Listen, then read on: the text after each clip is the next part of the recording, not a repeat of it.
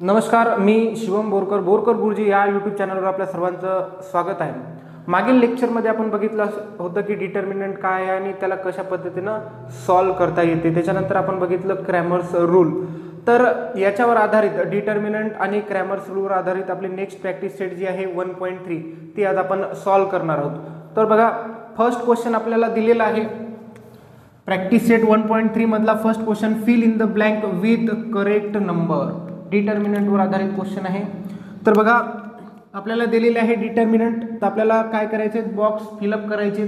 तर बघा काय करणार, डिटर्मिनंट सॉल्व करताना 3 इंटू इथं काय येणार 5 मायनस त्याच्यानंतर 2 इंटू 4, त्याच्यानंतर 3 5 किती होणार 15, त्याच्यानंतर हे तर दिलेले आहे 8, ठीक आहे। त्याच्यानंतर 15 मायनस 8 किती होणार 7। त्याच्यानंतर सेकंड क्वेश्चन आपल्याला दिलेला आहे, find the values of following determinant, ज्याच्यात फर्स्ट डिटर्मिनंट दिलेली आहे आपल्याला, काय गिवन आहे आन्सर -1724। तर कशा पद्धतीने सॉल्व करणार, -1 into 4 minus 7 into 2 -1 into 4 -4 minus 7 into 2 14 -4 -14 equals to -18। Next जो सेकंड आहे तो काय गिवन आहे, डिटर्मिनंट 5 3 -7 0 5 3 -7 0। नेक्स्ट कसं सॉल्व करणार, 5 into 0 minus 3 into -7 3 into -7 5 into 0 minus 3 into -7 -21।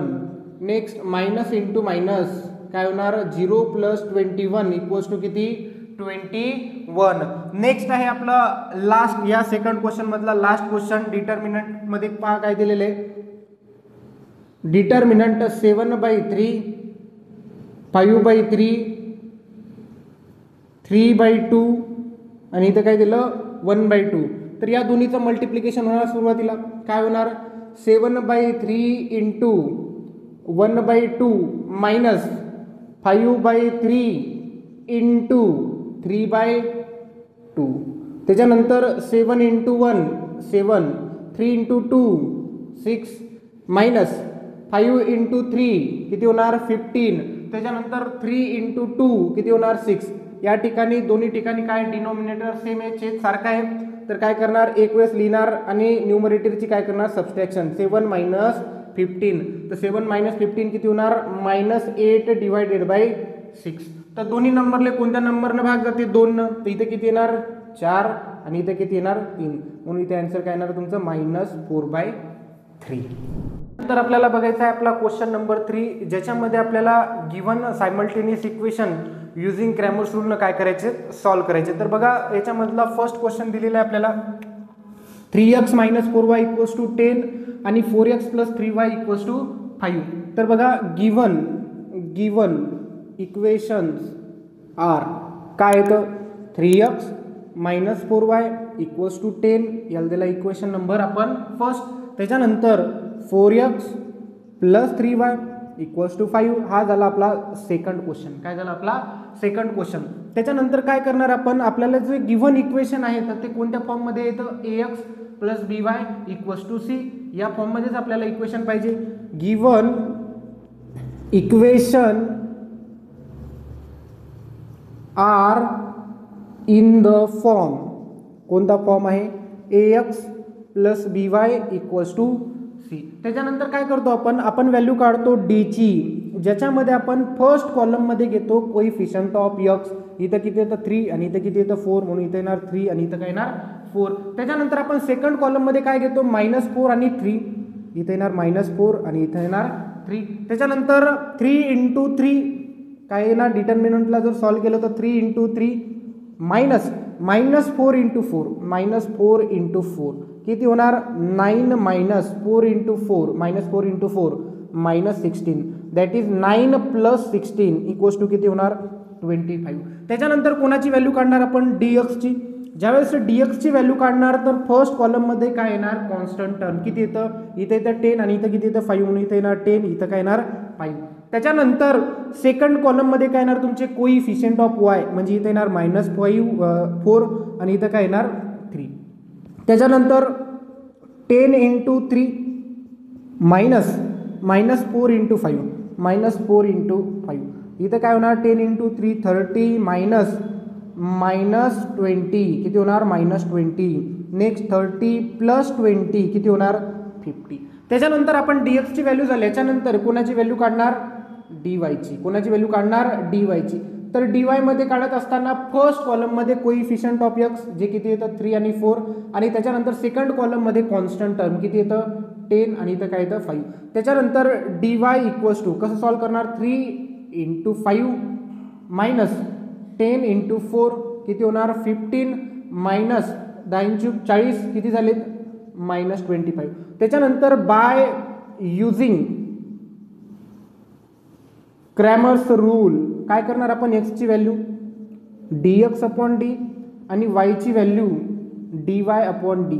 तर या ठिकाणी dx ची व्हॅल्यू आपल्याला किती आली 50. त्याच्यानंतर d ची व्हॅल्यू आपल्याला किती मिळाली 25. 25 × 1 25, 25 दोन्ही 50 म्हणून x ची व्हॅल्यू किती आली 2. त्याच्यानंतर dy ची व्हॅल्यू किती आली आपल्याला -25 आणि d ची व्हॅल्यू 25. इथं काय येणार -1. y ची व्हॅल्यू काय मिळाली आपल्याला -1. म्हणून x, y 2, -1 इज काय होणार सोल्युशन ऑफ इक्वेशन. काय होणार सोल्युशन ऑफ इक्वेशन. त्याच्यानंतर आपल्याला सेकंड क्वेश्चन दिलेला आहे. बघा आपण सेकंड क्वेश्चन जे आहे त्याच्यातले दोन्ही इक्वेशन ax + by = c या फॉर्म मध्ये नाहीत, तर सुरुवातीला आपल्याला ते त्या फॉर्म मध्ये लिहावे लागतील. कोणत्या फॉर्म मध्ये पाहिजे, ज्यावेळेस क्रॅमर्स रूल मेथडनं सॉल्व्ह करणार तर कोणता फॉर्म पाहिजे, ax + by = c. तर बघा काय मिळणार, गिव्हन इक्वेशन काय येतं 4x + 3y -4 = 0.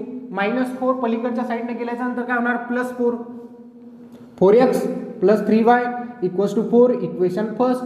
त्याच्यानंतर सेकंड इक्वेशन 6x = 8 - 5y -5 इकडच्या साईडने आल्याच्या नंतर काय होणार +5. 6x + 5 = 8 हे काय झालं इक्वेशन सेकंड. आता हे जे सेकंड इक्वेशन आहे फर्स्ट आणि सेकंड इक्वेशन हे कोणत्या फॉर्म मध्ये आलं, ax + by = c. Hence given equation are in the form, कोणता फॉर्म आहे ax + by = c या फॉर्म मध्ये आलेला आहे. आता हे दोन इक्वेशन काय करणार आपण क्रॅमर्स रूलनं सॉल्व्ह करणार.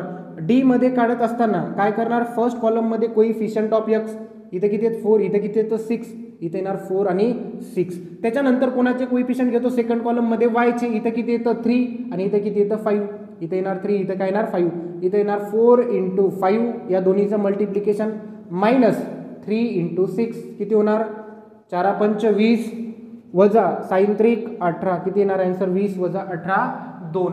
त्याच्यानंतर dx ची व्हॅल्यू ज्यावेळेस काढणार त्यावेळेस फर्स्ट कॉलम मध्ये कॉन्स्टंट टर्म किती येतं 4 आणि 8, 4 आणि 8. त्याच्यानंतर सेकंड कॉलम मध्ये कोइफिशियंट ऑफ y किती येतं 3 आणि 5.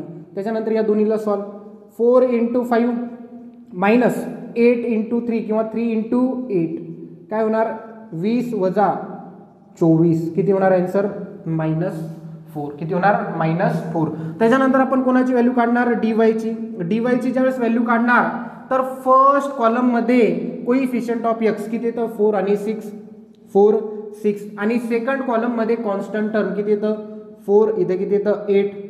काय होणार कॅल्क्युलेशन 4 × 8 -4 × 6 32 वजा 24 किती होणार 32 वजा 24 8. त्याच्यानंतर बाय युझिंग क्रॅमर्स रूल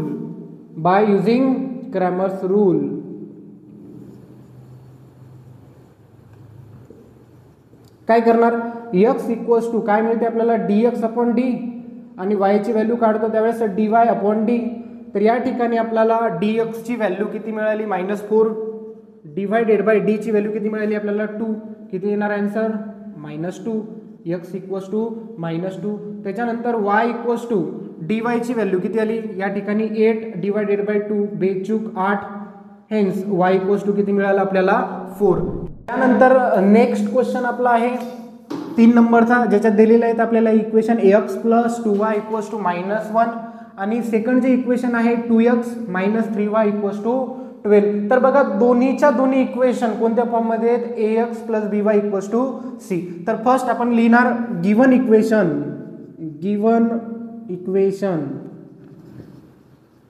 काय x plus 2y equals to -1 equation first. त्याच्यानंतर सेकंड इक्वेशन काय आपलं 2x minus 3y equals to 12. हे झालं आपलं सेकंड इक्वेशन आणि दोन्ही इक्वेशन कोणत्या फॉर्म मध्ये आहेत, ax plus by equals to c. Hence given equation are in the form, कोणता फॉर्म आहे ax plus by equals to c. त्याच्यानंतर काय करतो आपण, सुरुवातीला काढतो d ची व्हॅल्यू.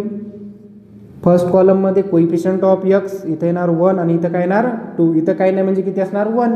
त्याच्यानंतर सेकंड कॉलम मध्ये येणार आपले कोइफिशियंट ऑफ y जे किती येतं 2 आणि इथं काय येणार -3. त्याच्यानंतर काय करणार आपण या डिटर्मिनंटला सॉल्व करणार. तर 1 इंटू -3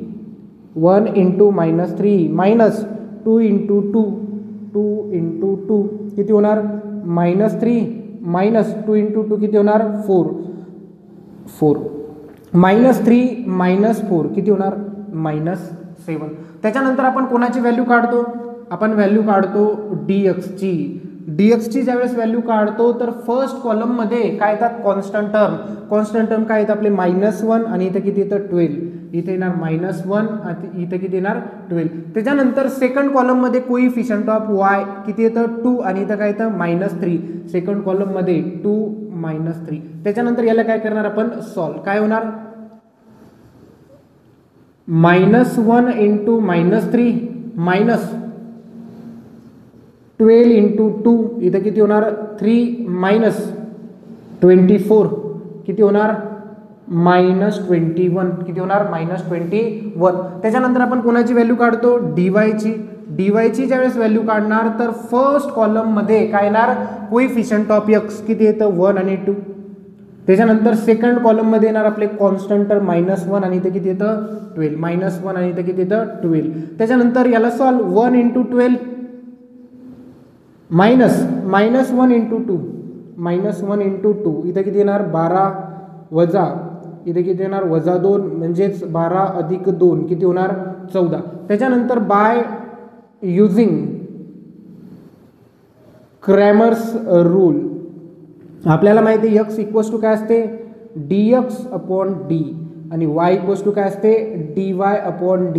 तर या ठिकाणी dx ची व्हॅल्यू किती मिळाली आपल्याला -21 आणि d ची व्हॅल्यू किती मिळाली आपल्याला -7. तर या ठिकाणी मायनस मायनस काय होणार कॅन्सल, इथे काय येणार 7 1 7 7 1 21, x ची व्हॅल्यू किती मिळाली 3. त्याच्यानंतर y ची व्हॅल्यू बघा काय आली dy किती मिळाली 14 आणि इथे किती मिळाली d ची -7 काय येणार -2. म्हणून या ठिकाणी y ची व्हॅल्यू काय मिळाली आपल्याला -2 किती मिळाली -2. त्याच्यानंतर लिहिणार आपण x, y इक्वल्स टू 3, -2 काय होणार 3, -2 इज सोल्युशन ऑफ इक्वेशन.